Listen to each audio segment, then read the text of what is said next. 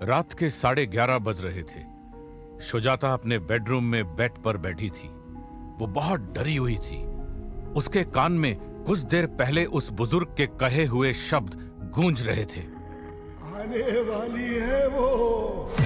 उसे नहीं पता था बुजुर्ग किसकी बात कर रहा था, पर उसके शब्दों में एक चेतावनी थी। कुछ महीने पहले जब शुजाता जंगल में एक रूह बन के भटक रही थी, तब उसके अंदर सिर्फ गुस्सा भरा हुआ था, क्योंकि वो सब कुछ खो चुकी थी। पर अब उसके पास एक नई जिंदगी थी, एक पति था और वो मां बनने के सपने भी बुनने लगी थी। उस बुजुर्ग की चेतावनी उसके आज और उसके कल के सपनों पे खतरे का संकेत थी। ये सब सोचते सोचते शुजाता बेड से उठी और ड्रेसिंग टेबल के सामने पहुंची। वो ख्यालों में खोई हुई बालों में कंघी करने लगी। जब उसकी नजर शीशे पे अपने चेहरे पर पड़ी, उसके सामने जो चेहरा था वो उसका नहीं, शिखा का था। उसने पहली बार शिखा के चेहरे को ध्यान से देखा। उस चेहरे की लकीरें, हर निशान, नाक का आकार, आंखों का रंग, उसने सब ध्यान से देखा। उसे लग रहा था जैसे उसने किसी और के कपड़े पहने हुए थे, चुराए हुए कपड़े।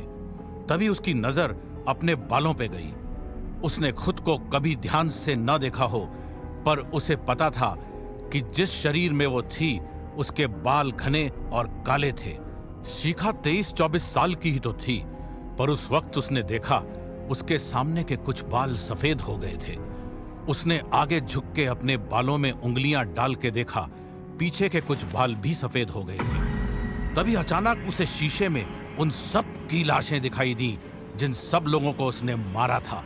वो डर के पलटी। उसने देखा पीछे कोई नहीं था।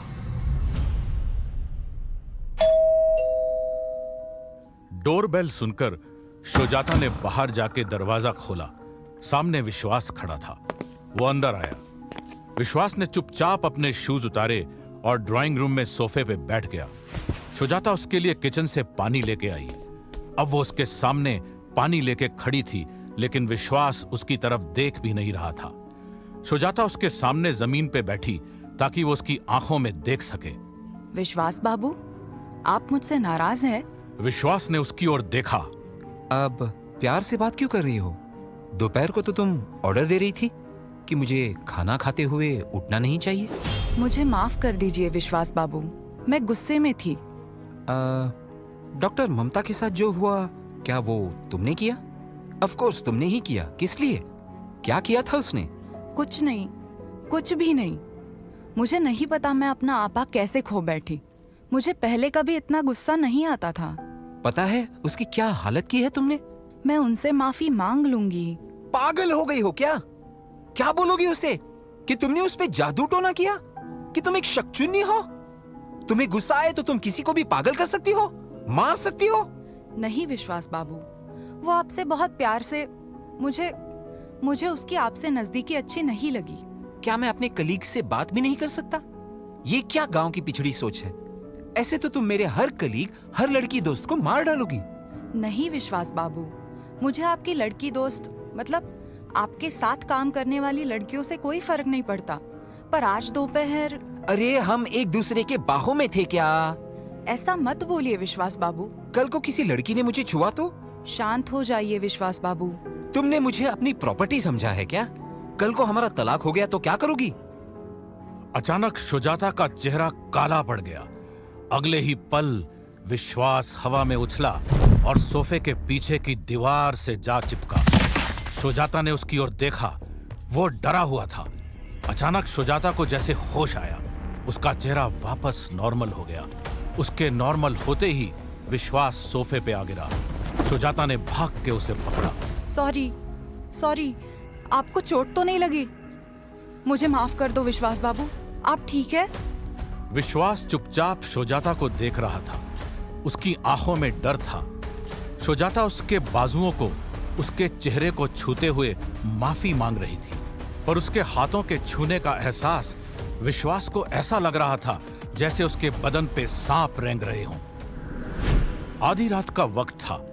बाबा गीता मासी के सामने उनके मुंबई के फ्लैट के ड्राइंग रूम में बैठा हुआ था। गीता मासी ने बाबा से पूछा, आपको किसी चीज की जरूरत हो तो आप बेझिझक बोल सकते हैं। गेस्ट रूम का एसी रात को बहुत आवाज करता है। कल एसी वाला आके उसे ठीक कर जाएगा। मैं सारी उम्र गांव में रहा हूँ गीता जी, मेरे लिए पंखा काफी है। तो फिर कुछ सोचा आपने? आप शिखा को उसका शरीर कैसे वापस दिलवाएंगे? 8 दिन बाद अमावस है, मैं आपको एक तावीज दूंगा। अमावस की शाम को आपको वो शुजाता के घर रख के आना होगा। वो तावीज शक्चुनी को कमजोर कर देता है। उसके कमजोर हो जाने के बाद उस पे काबू पाना मुमकिन हो जाएगा। अगर आपके पास शक्चुन्नी को कमजोर करने का कोई तावीज था तो आपने उसे पहले इस्तेमाल क्यों नहीं किया, जब शुजाता शक्चुन्नी बनके आपके गांव को परेशान कर रही थी? कोशिश की थी, पर तब शक्चुन्नी बहुत ताकतवर थी, कुछ नहीं हुआ। पर अब वो एक इंसानी शरीर में है, एक घर में रहती है। अब ये करना मुमकिन है। तावीज रखने के 2-3 दिन बाद हमें शुजाता के साथ एक तंत्र करना होगा, उसे शरीर से निकालने और शिखा को उसमें वापस डालने के लिए। तभी अंधेरे में से आवाज आई। हम शुजाता को मार भी तो सकते हैं। गीता मासी और बाबा ने चौक के अंधेरे में देखा। कौन मारेगा शुजाता को? मैं मारूंगी। शुजाता मर चुकी है। तुम जिसे मारने की बात कर रही हो वो तुम्हारा शरीर है। अगर वो शरीर मर गया तो तुम किस शरीर में वापस जाओगी? इस दुनिया का कोई भी आदमी मरे हुए शरीर को वापस जिंदा नहीं कर सकता। और विश्वास? बाबा ने अंधेरे में देखा। हमारे ये सब करने में विश्वास का उस घर में होना एक अड़चन तो है, उसका भी कोई समाधान। विश्वास हमारे काम की रुकावट नहीं, मेरा मकसद है। मुझे विश्वास चाहिए, उसे मरना होगा। बाबा, रात बहुत हो गई है, आप जाके सो जाइए। बाबा चुपचाप उठा और गेस्ट रूम में चला गया। गीता मासी ने अंधेरे में देखा। शिखा, तुम्हें अपना शरीर वापस क्यों चाहिए? ये कैसा सवाल है मासी? मुझे अपना शरीर, अपनी जिंदगी वापस चाहिए। ये अंधेरा मेरी जिंदगी नहीं बन सकता। अंधेरा भटकती हुई रूहों का ही नहीं, कभी कभी जिंदा लोगों का भी सच बन जाता है। आप क्या कहना चाहती हो? याद है शिखा, तुम जब छोटी थी तो अपने समर वेकेशंस में कुछ दिनों के लिए मेरे घर आती थी। याद है। एक बार तुम उन्हीं हॉलीडेज में मेरे घर आई हुई थी। एक रात तुमने छिपकली देखी और डर के उस पे टीवी का रिमोट फेंका। मैं वही थी। बाय चांस रिमोट सीधा छिपकली को जा लगा। वो छिपकली अपनी पूंछ काट के भाग गई। जब तुमने छिपकली की कटी हुई पूंछ को जमीन पे फड़फड़ाते देखा, तुम रोने लगी। तुम्हें लगा तुमने छिपकली को मार दिया। मैंने तुम्हें बहुत समझाया कि वो छिपकली मरी नहीं थी, सिर्फ उसकी पूंछ कट गई थी। पर तुम मानी नहीं, रोती रही, पूरी रात नहीं सोई। हम दोनों ने वो पूरी रात और अगला पूरा दिन उस छिपकली को ढूंढा। आखिरकार अगली रात को दीवार पे वो छिपकली दोबारा दिखाई दी। उसकी नई पूंछ भी आनी शुरू हो गई थी। तब जाके तुम शांत हुई। तुमने उस दौरान खाना तक नहीं खाया था शिखा। बच्चे कितनी ही अपसेट क्यों ना हो, वो इतनी देर खाना नहीं छोड़ते। तुम सिर्फ 9 साल की थी उस वक्त, लेकिन तुमने छोड़ दिया था। तो आप क्या चाहती हैं? जिसने मुझे अपने प्यार में बेवकूफ बनाया, मुझे मार डालने के लिए, उसे छोड़ दूं? गुस्सा तुम्हें बदला तो दिला देगा, लेकिन तुम्हारे हाथों किसी की जिंदगी खत्म हो जाएगी। ये मंजूर है तुम्हें? जो शिखा इस हादसे से पहले जिंदा थी, वो किसी को चोट पहुंचा के कभी खुश नहीं रह सकती थी। और अब तुम शुजाता को, विश्वास को मार डालने की बातें कर रही हो। ये सब करके तुम्हें अपना शरीर वापस मिल भी गया, तो उस शरीर में जो शिखा सांस ले रही होगी, क्या वो कभी खुश रह पाएगी? खुल के हंस पाएगी? क्या उस शिखा में किसी को प्यार करने जितना दिल बाकी होगा? जिंदा होने में और जीने में फर्क होता है शिखा। मैं नहीं चाहती तुम्हें ये फर्क तब पता चले जब बहुत देर हो चुकी हो। अगले दिन सुबह सुजाता की आंख खुली तो विश्वास काम पे जा चुका था। सुजाता बहुत देर तक बेड पे लेटी सामने की दीवार ताकती रही। वो बेड से उठना नहीं चाहती थी। उसे अपने पेट में, अपने सीने में अपने पूरे वजूद में एक खालीपन महसूस हो रहा था। उसे प्यास लगी। वो उठी और किचन की ओर जाने लगी। चलते हुए जब वो शीशे के सामने से गुजरी तो उसकी नजर अपने अक्स पे पड़ी। वो रुकी। उसने शीशे में देखा। उसकी आंखों के नीचे काले निशान काफी गहरे हो गए थे। उसका चेहरा ढल सा गया था। उसकी नजर बालों पे पड़ी। उसे याद था कि पिछले दिन उसके बालों में थोड़ी सफेदी आ गई थी, पर अब उसके बाल पिछले दिन से भी ज्यादा सफेद हो गए थे। धीरे धीरे उसे समझ आना शुरू हुआ। उसने जब डॉक्टर ममता को चोट पहुंचाई थी तब पहली बार उसे सफेद बाल दिखने शुरू हुए थे। उसने पिछली रात विश्वास पे अनजाने में अपनी ताकत का इस्तेमाल किया था और अब उसके बाल और ज्यादा सफेद और चेहरा और ढल गया था। उसे अपने पीछे वो सब लाशें फिर दिखने लगी।